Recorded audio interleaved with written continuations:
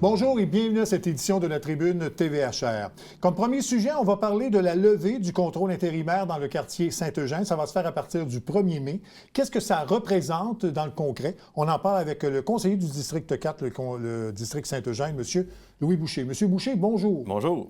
Donc, comme je le mentionnais, qu'est-ce que ça représente, ça, pour les résidents de Saint-Eugène? Bien, ça représente, en fait, depuis l'hiver 2023-2024, la Ville avait fait une analyse sur, en fait, la quantité d'eau que la station Saint-Maurice, la quantité d'eau usée que la station Saint-Maurice recevait.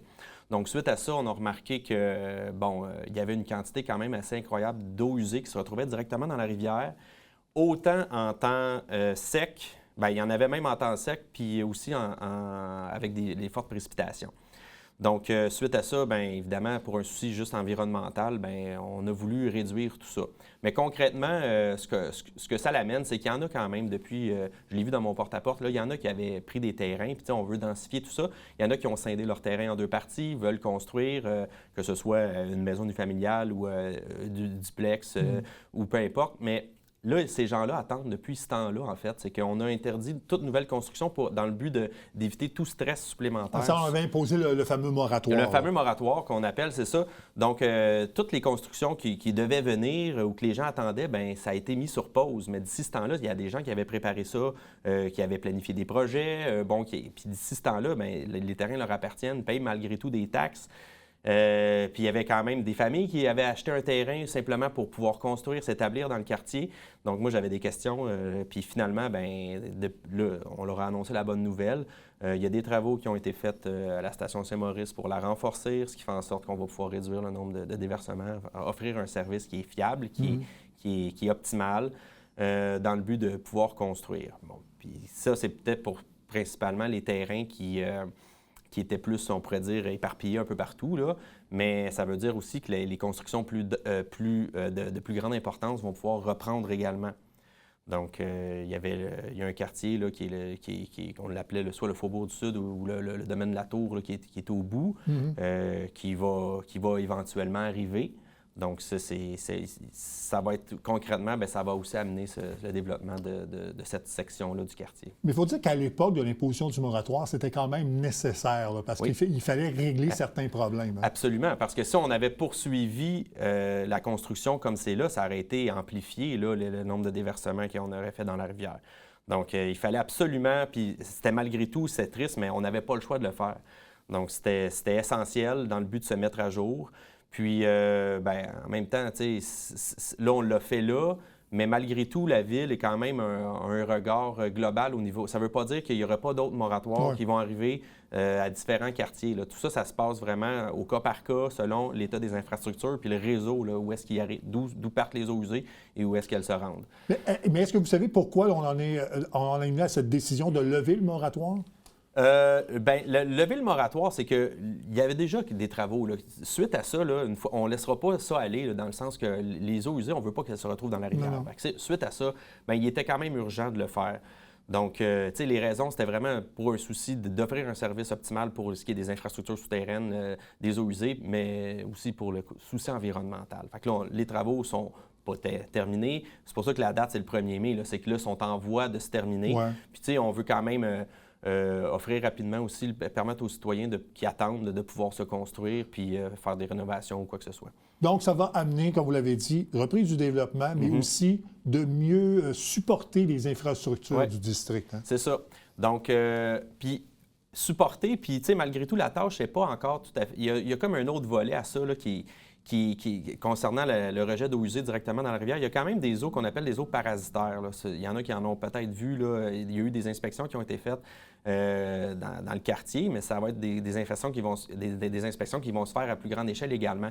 Parce que ce qu'on souhaite, quand je parlais d'eau de forte pluie, puis que là, il y a des déversements, pourquoi on ne tire pas plus la chasse, on ne prend pas plus de douches?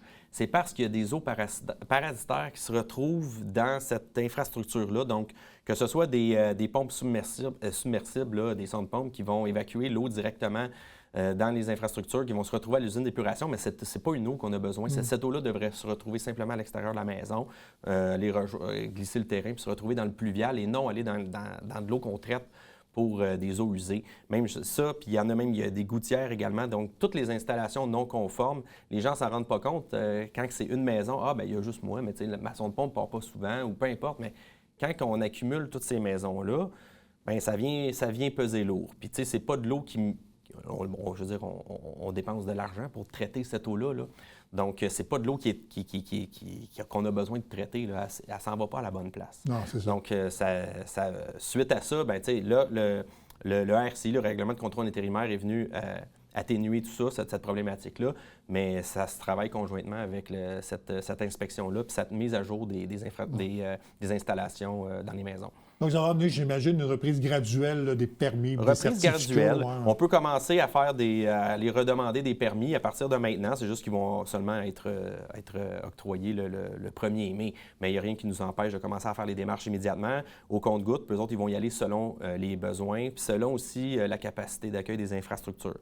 Donc, tout ça, c'est toujours calculé dans le but de préserver aussi les déverses. Oui, c'est ça. Mais je pense que c'est important de dire qu'on va quand même maintenir une surveillance. La surveillance sera de mise, puis on va réévaluer la situation un cas échéant. Bien, la Ville l'avait dit dans son communiqué de presse à la toute fin. Là, donc, oui, que tout ça, c'est quand même des évaluations qui sont faites dans le but de respecter cette capacité-là.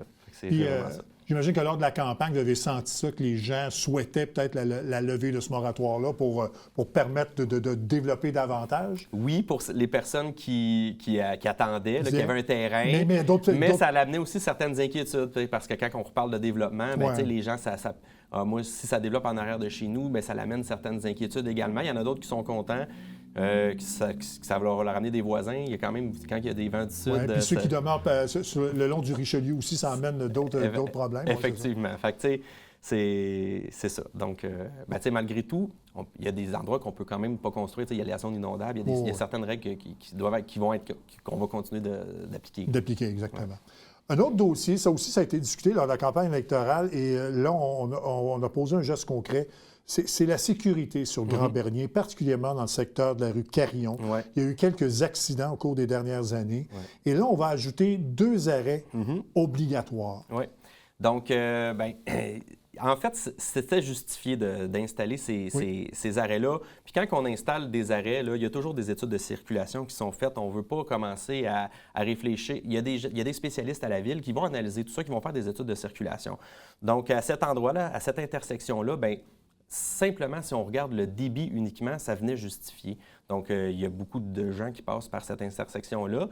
Puis, ajoutant tout ça, d'autres choses comme, par exemple, le nombre d'accidents majeurs qu'il y a là, c'était une moyenne de 3 par année. On en a eu 2 la dernière année. Puis, ce type d'accident-là amène souvent des blessures importantes parce que c'est des accidents quand même à haute vitesse. Là, on parle de 70-80 km/h selon... Oui, parce que c'est une longue ligne droite. Là. Si on n'installe pas d'arrêt, là, les gens vont continuer, puis ils vont peut-être tomber sur le pilote automatique, vont continuer. Puis, quand il va y avoir un accident, ça va être nécessairement avec une collision latérale. Puis c'est le type de collision qui vont amener des blessures importantes, contrairement à une collision... qu'on va rentrer comme des autos style carambolage avec lelure, rentrer dans une auto qui est déjà parallèle à nous autres, c'est moins dramatique que quand c'est un accident latéral. Donc, pour les accidents latéraux, le nombre d'accidents, le débit d'auto, ça venait justifier tout ça. Puis, il venait également un autre point aussi. Bon, c'est une terre agricole. Bon, quand le maïs ou peu importe ce qu'ils vont planter est bas, la visibilité va être bonne. Mais l'été passé, c'était du maïs. Donc, quand ça monte assez haut, à un moment donné, on ne voit pas, puis on est obligé de s'avancer. Puis, ça amène certains risques. Puis, même si ce n'est pas un accident qui va être majeur, mais ça peut amener des risques également. Puis là, nous, comme ville, on se doit quand même d'assurer une sécurité parce que ce qui avait été fait après, c'est qu'on avait simplement taillé là, le maïs pour permettre une meilleure visibilité. Mais on peut pas compter là-dessus là, de dire ça va être taillé ou pas, ou ils vont pas se mettre à cet endroit-là. La ville, on doit quand même prendre responsabilité. Les gens sur Grand-Bernier vont continuer à rouler quand même. Fait qu'on vient augmenter, vraiment... Le but, c'était vraiment d'optimiser la sécurité. Puis de toute façon, les gens qui vont quitter, c'est vrai que ça va amener aussi... ils vont devoir ralentir, arrêter, faire l'arrêt obligatoire. Puis ce qu'on espère, c'est que ça vienne réduire à néant. Là, en fait, on parle de 3 accidents. Là. On veut amener complètement une réduction totale du nombre d'accidents avec des blessures majeures. Est-ce que ces arrêts sont en fonction maintenant ou on doit attendre? Non. Il y a un délai? Il y a un délai. Là, donc, avant chaque... là, je ne sais plus exactement, c'est un certain nombre de jours. On doit amener... quand on fait un changement avec la signalisation routière, on amène en fait, c'est des pancartes qui vont amener qui vont prévenir qu'il va y avoir éventuellement une nouvelle signalisation, c'est ça. Donc, on veut que les gens qui passent là fréquemment puissent le voir venir. Puis, ça va être bien clair sur le moment auquel les stops, là, les arrêts vont être effectifs. Ça devrait être en fonction à peu près pour le festival, parce que je sais qu'il y a beaucoup de circulation au moment du festival. Vraiment, parce qu'ils passent par là, pour aller... Ça. Donc, ça pourrait être une bonne chose. Ouais. Un autre dossier, c'est le Boisé-Carillon, l'aménagement du Boisé. Où on en est exactement? Parce qu'on devait faire une consultation publique, ça n'a pas été fait.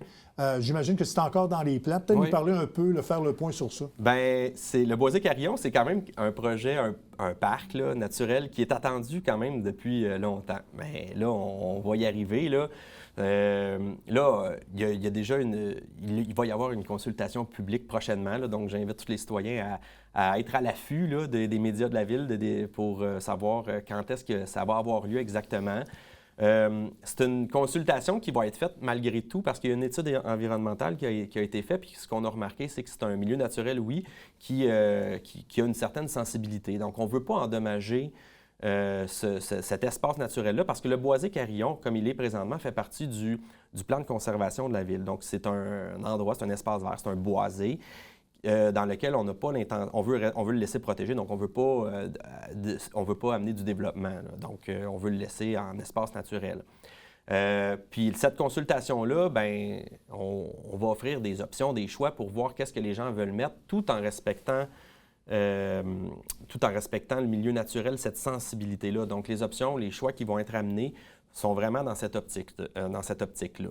Donc, ce qu'on veut faire, dans le but d'avoir une variété de parcs naturels au sein de la ville, on ne souhaite pas, là, ce qui est dans les plans présentement, c'est pas de faire un boisé comme les Parulines, un 2.0. On ne veut pas un parc identique, on veut quand même quelque chose qui offre une différence. Donc, les options qui vont être proposées, ça va être vraiment des choses qui vont être différentes de ça, là.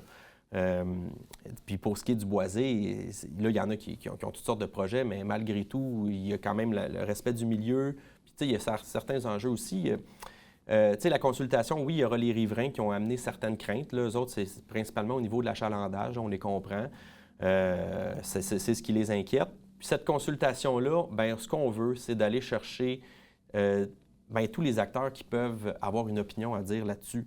Donc, si c'est des gens à mobilité réduite, des regroupements de citoyens, des différents organismes, la Ville, ils me l'ont dit, là, donc souhaite vraiment aller chercher un tout pour qu'on puisse en fait avoir une consultation qui est précise. Puis la décision qui va être amenée après, là, nous, en tant qu'élus, là, quand il y a une consultation publique, là, on ne peut pas arriver en disant hey, « mais moi, j'avais pensé à telle affaire, fait on va faire ça comme ça ». Non. Les citoyens se sont investis, ils ont pris du temps. Il y a peut-être des idées que vous n'aviez pas pensées et qu'on va vous amener quelque chose et puis, Absolument, c'est ça. Donc, eux autres, ils vont nous amener peut-être des nouvelles idées, des nouvelles façons de faire, une nouvelle vision pour ce parc-là. Donc, on se doit de les écouter. Puis ça vient, quand l'aménagement va être fait, ça vient légitimer ce choix-là là, par rapport à la consultation qui a été préalablement faite. Il reste 1 minute 30. Ah, déjà? Oui. Mais je vais vous poser une question. Lorsque le maire de la Ville a composé son comité exécutif, il vous a nommé au sein du comité exécutif. Vous ne faites pas partie du parti du maire Latour. Non. Comment vous avez accueilli ça? Parce qu'il m'a dit, ah oui, mais mais c'est quand même une belle marque de confiance, le fait de prendre quelqu'un de l'opposition et de le mettre dans le comité exécutif. Bien, je l'avais déjà dit, puis c'était pas des paroles en l'air. Là. Moi, je l'avais dit, peu importe avec qui je vais travailler, moi, je pense que tout le monde au conseil a quand même cette vision-là de faire avancer la ville. Des fois, c'est peut-être juste le chemin ou la vision qui va être différente, mais tout le monde a le même objectif. Fait qu'en partant de ça, moi, c'est sûr et certain que si je pars avec cette idée-là, bien, moi, c'est sûr que je travaille déjà comme ça, en collaboration, en ouverture. Puis chacun des points qui vont être amenés, bien, il y a toujours des bonnes raisons. Donc, c'est avec une collaboration, une écoute, puis une ouverture, bien, c'est comme ça qu'on fait avancer les choses. Ça se passe bien depuis votre début de mandat? Ça se passe vraiment très bien. Le climat est bon. On a une énergie, c'est dynamique, puis on fait avancer. Je pense que les gens le sentent, là, les citoyens le sentent. M. Boucher, merci beaucoup. On va suivre ces dossiers-là de très près. On va vous réinviter lorsque le moment. Bien, merci beaucoup. Merci. On fait une courte pause et on revient tout de suite après.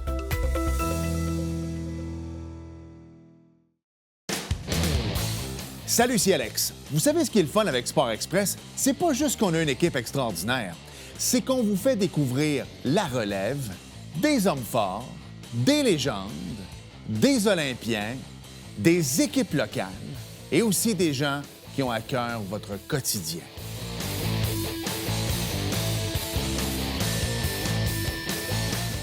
On se voit cette semaine.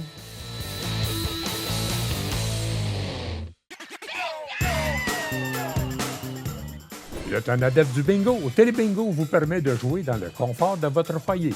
4 500 $ en prix à gagner. Et pour ce faire, vous devez vous procurer un livret comme celui-ci au coût de 9,50 $ chez l'un de nos détaillants, dont la liste apparaît sur notre site internet tvhr9.com. Donc, c'est un rendez-vous dimanche matin 9h30. Télébingo.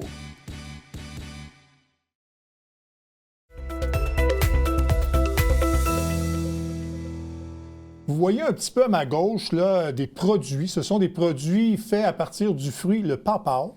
Et depuis l'an passé, il y a un festival à Farnham sur ce fruit là, qu'on connaît très peu au Québec, mais qui a un engouement absolument incroyable. Et ça se tient à Farnham. Et pour nous en parler, on a M. Vincent Renaud, qui est l'organisateur du festival du papaw de Farnham et qui est aussi directeur de Papaw Québec. M. Renaud, bonjour. Bonjour. Parlez-nous un peu d'abord de ce fruit que je ne connaissais pas lorsque j'ai su qu'il y avait un festival à Farnham. C'est le papaw. Qu'est-ce que c'est exactement? Faites-vous-en pas, la majorité des gens ne connaissent pas ce fruit-là. Pourtant, c'est un fruit qui est vraiment là, indigène du nord-est de l'Amérique. Les Autochtones le cultivaient avant l'arrivée des colons. Si ce n'était pas au Québec, c'était tout près d'ici, là, dans le nord-est des États-Unis. Il en reste encore, d'ailleurs, à l'état sauvage dans le sud de l'Ontario. Il y a déjà eu des cultures aussi là, très anciennes en Nouvelle-Écosse. Donc, puis j'essaie de le faire découvrir. Ce fruit-là a été un peu oublié parce qu'il ne se conserve pas longtemps. Donc, ça serait difficilement commercialisable là, en épicerie, mais c'est le meilleur fruit qu'on peut avoir dans sa cour. Bon. Et donc, vous avez découvert ce fruit-là et vous l'avez tellement aimé que vous avez décidé d'en faire un festival à Farnham. Pourquoi? Je me suis intéressé là, depuis tout petit aux arbres, aux fruits. Écoute, c'est juste en 2019 que j'ai appris l'existence de ce fruit-là. Je suis tombé en amour avec lui avant même d'y avoir goûté parce que je n'ai pas goûté avant l'automne 2022. Puis en 2021, j'avais créé le groupe Facebook des Papaws du Québec. On est rendu 23 000 membres, le plus gros groupe en Amérique sur le sujet. Puis quand j'ai goûté, je suis littéralement tombé en amour. Mm-hmm. C'est un fruit, là, on dirait un fruit tropical, mais c'est un fruit d'ici. Là, ça goûte la banane, la mangue, l'ananas, le caramel, la vanille. C'est fantastique. C'est très difficile de ne pas aimer ça. Oui, c'est ça. Et donc, mais est-ce que c'est un fruit, même si ça ne pousse pas ici, est-ce qu'on peut facilement en trouver ou c'est très difficile? En fait, ça pousse très bien ici. Okay. Non, avec notre climat, ça pousse même très bien, ce que les gens ne savaient pas. Moi, j'ai fait beaucoup de tests, puis je me rends compte que ça résiste parfaitement là, à nos hivers, là, quand on a des bonnes génétiques là, qui sont sélectionnées pour ça. Donc, vous avez parlé de sa particularité. Vous avez donc décidé d'en faire un festival et je pense que ça a été couronné de succès la première édition l'année passée. Et effectivement, quand on a commencé à parler du festival, on s'attendait à avoir quelques centaines de visiteurs. Quand on a vu tout l'intérêt qu'il y avait, on espérait en avoir 2000, 3000, puis c'est près de 10 000 personnes qui se sont présentées à Farnham l'année passée, là. Bon, mais est-ce qu'il y a eu beaucoup de publicité? C'est sans doute le bouche à oreille qui a fait en sorte que ça a été couronné de succès comme ça? Déjà, sur le groupe, il y a 23 000 membres, donc c'était 23 000 personnes là, qui étaient potentiellement intéressées, qui en ont parlé à d'autres. Il y a eu quand même une bonne couverture médiatique aussi. Là, ça l'a passé dans plusieurs journaux, à la télé, un peu partout. Ils en ont parlé à l'émission L'Épicerie. Il y avait eu un reportage à la Semaine verte aussi, là, qui était venu chez moi là, pour parler du papaw. Donc oui, ça s'est parlé beaucoup. J'ai envoyé beaucoup de communiqués de presse aussi, là, puis on a eu des super belles journées, ça l'a aidé. Puis est-ce que ça a créé l'engouement de ce festival-là l'année passée? Est-ce que ça a créé un manque d'inventaire? Est-ce que ceux qui tenaient les kiosques ont été débordés par la teneur de l'événement? Absolument. C'est un beau problème là, pour une première édition comme ça, d'avoir autant de monde, mais effectivement, personne n'avait pu prévoir qu'il y aurait autant d'achalandage. C'est un fruit qui est quand même cher parce qu'il n'est pas disponible encore en grande quantité. Donc, les producteurs n'avaient pas fait énormément de produits là, à vendre, fait que tout le monde a manqué de matériel. Bon, vous dites que quand même, c'est un fruit rare. On peut en cultiver ici, oui. mais est-ce qu'il y en a en grande quantité au Québec? Quelqu'un qui voudrait, par exemple, acheter ce fruit-là, est-ce qu'il est disponible facilement ou il faut quand même faire des recherches? Il y a un membre du groupe, Zachary Roy, qui fait des dégustations de la mi-août jusqu'au festival là, au mois d'octobre, à chaque fin de semaine, un peu partout au Québec. Donc, tout le monde a la possibilité relativement facilement là, d'y goûter là, pendant 2 mois de temps. Là. Bon. Mais ça ne se trouvera pas là, en épicerie. Là. Non, OK. Donc, c'est pas disponible en épicerie. Il faut vraiment aller dans des marchés dans des marchés spécialisés, des marchands là, qui offrent ce produit-là. Effectivement, ça se retrouve pas en épicerie, puis je pense pas que ça va éventuellement se retrouver en épicerie parce que c'est un fruit qui se conserve vraiment pas très longtemps. À peu près 2 jours, une fois qu'il est mûr, ça serait vraiment compliqué. Ouais. Mais c'est le meilleur fruit qu'on peut faire pousser dans sa cour. Oui, c'est ça. Ou acheter directement d'un producteur. Là. Et c'est pour ça qu'on fait beaucoup de produits dérivés avec ce fruit-là, par exemple. C'est ce que les gens vont pouvoir découvrir lors du festival. Ils nous avaient amené d'ailleurs quelques exemples. Qu'est-ce qu'on peut faire avec le pawpaw, justement? Oui, le fruit se conserve très bien sous forme de pulpe congelée pendant quelques années là, au congélateur. Donc, avec cette pulpe-là, on peut faire différents produits. Ça, c'est un soda naturel au pawpaw qu'on a fait pour notre organisme. Là. C'est Chapeau les Bois Québec qui l'a fait pour nous. Ça, j'ai apporté, c'est la pimenterie là, à Montréal là, qui ont fait une sauce récemment là, au pawpaw. Ça, c'est une sauce que moi j'ai fait, mais au festival, là, il y avait 23 exposants qui avaient tous des produits différents là, au pawpaw. Cette année, on va en avoir encore plus, entre 30 et 40 exposants. Donc, à peu près tout ce qu'on peut imaginer fait au pawpaw. Là. Bon, donc qu'est-ce qu'on va retrouver? Donc, ça va se passer les 10 et 11 octobre, donc, au marché public de Farnham. Oui. Qu'est-ce qu'on va retrouver exactement sur place? Bien, un produit qui est vraiment intéressant, c'est le sorbet au pawpaw. Je pense que c'est le fruit là, idéal pour faire sorbet ou crème glacée. C'est vraiment bon. Il y avait Valcaudalie qui a fait un vin blanc là, sublime l'année passée au pawpaw, puis ils vont réitérer cette année. Il y a la brasserie Farnham aussi qui est là. Il y a à peu près tout ce qu'on peut imaginer, là, des biscuits à tous les types de desserts. On a même une chef pâtissière autochtone là, qui va être là, qui va faire des produits. On a tellement de choses. Là. Ouais.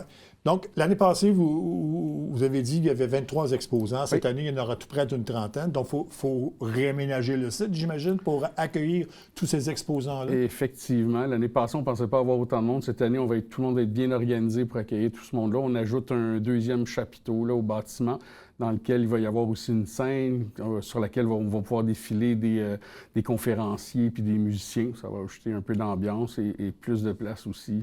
Oui, et ça va s'inscrire évidemment là, dans l'année du 150e de Farnham, donc ça aura un cachet particulier aussi. Là. Absolument. Là, la ville va s'impliquer, va aider. Là, ça va faire partie des événements du 150e. Là, fait qu'on veut que ce soit beau. Bon. Revenons sur l'organisme que vous avez créé, qui est Pawpaw Québec.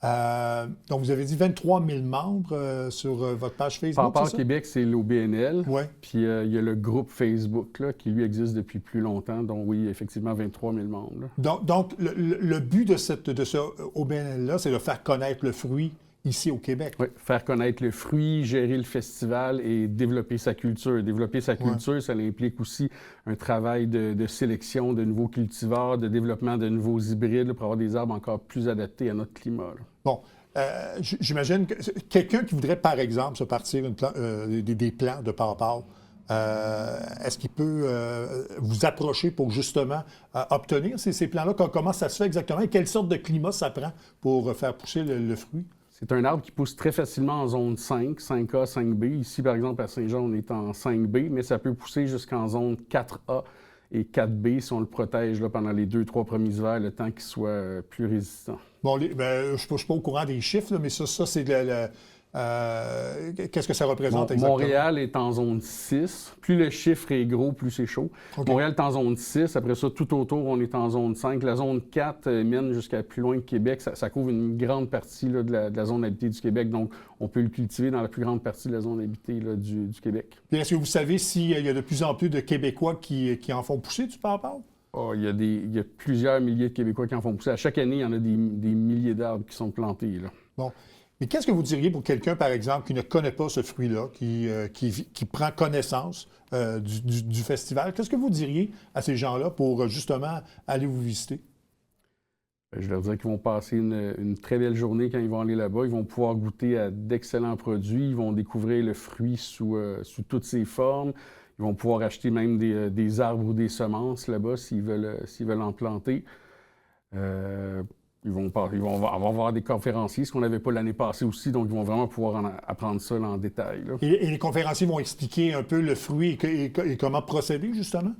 Différents aspects là, de la culture. Là. Ça va pouvoir être sur la sélection de nouveaux hybrides, sur comment le cultiver, qu'est-ce qu'on peut en faire, là, parler de la transformation aussi. Bon. Est-ce qu'il y a des produits plus populaires que d'autres que vous avez remarqué, là, outre le fait que les gens s'intéressent aux fruits, mais est-ce qu'il y a des produits transformés qui sont plus populaires que d'autres? Je dirais que le pawpaw lui-même est très populaire. Fait que dès qu'il y a quelque chose qui est fait avec le pawpaw, les gens se lancent. Puis quand je parle du sorbet sur le groupe, ben il y a des fils qui vont à la ferme Saint-Élie à Sherbrooke acheter du sorbet. Quand on parle du soda, ben les gens en cherchent partout. Il y a quelques commerces qui en distribuent là, au Québec. Fait que les gens en achètent. La pimenterie, qui sont déjà bien connus à Montréal, ont fait une sauce piquante. Ça s'est bien vendu aussi. Là. Et est-ce qu'il y a des marchands locaux de la région aussi qui fabriquent des produits à base de pawpaw? Ben, c'est tout nouveau. Là. La plupart des exposants qui étaient là au festival, c'est moi qui leur ai fait connaître le fruit. Okay. J'ai essayé de les convaincre de venir participer à un festival sur un fruit qu'ils ne connaissaient oui, pas. oui. Là. Il a fallu que je sois bien convaincant. Mais là, disons que le soir même où le festival s'est terminé, ils m'ont tous confirmé qu'ils revenaient l'année d'après. Là. Ça a été un succès. Ils n'auraient jamais pensé que ça fonctionnerait autant. Puis là, cette année, tout le monde va être bien préparé puis ils vont faire énormément de produits. Là. Fait que oui, c'est tout nouveau, là, mais il va commencer à avoir des produits là, un peu partout, c'est certain. Oui, hein? Bon, ben, en tout cas, c'est le 10 et 11 octobre, donc c'est au marché public de Farnham. Il y aura une trentaine d'exposants, des conférenciers, des kiosques, des musiciens même, je pense. Oui, effectivement. Donc, c'est dans le cadre du 150e de Farnham cette année. Donc, bonne chance à ce deuxième festival, en espérant là, que le site sera suffisamment grand cette fois-ci pour accueillir tous les spectateurs. J'en doute pas une seconde. Parce que ça peut dépasser le 10 000, hein? Oui, mais on va être prêt pour ça. Ouais. On n'utilisait pas le site au complet la dernière fois. Là, on va vraiment l'utiliser au maximum et on va rendre ça vraiment bien efficace. Là. Bien, bonne chance et bon succès à la deuxième édition, M. Riendo. M. Renaud. Merci beaucoup. Merci beaucoup. Ça complète cette édition de la Tribune TVHR. J'espère que ça vous a plu, mesdames et messieurs. À la prochaine. Au revoir.